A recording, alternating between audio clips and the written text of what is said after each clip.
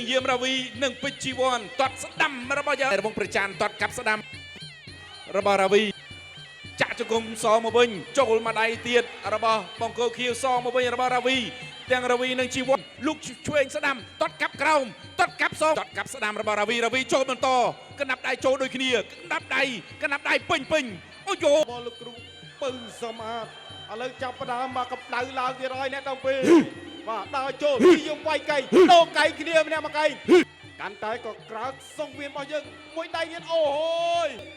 ដើរចូលពីរាវីកណ្ដាប់ដៃ1 2សងជីវ័នមកពុកភៀវកណ្ដាប់ដៃបាច់ទឹកខ្ចាយអីយោទស្សនាពេញចិត្តពេញថ្លាមជីយើងវាយកណ្ដាប់ដៃតត់ក្រោមពីជីវ័នមកពុកភៀវតត់ក្រោមដើរចូលជីយើងវាយទៅលើធុងទឹកដួលទៅហើយ8ឥឡូវបន្តការប្រកួតកណ្ដាប់ដៃដួលទៀតហើយបង្គោលសឈ្នះបង្គោលខៀវហើយបង្គោលខៀវសន្លប់ទៅក្នុងទឹកទី2អបអសាទរយាមរាវីទទួលបានជ័យជំនះ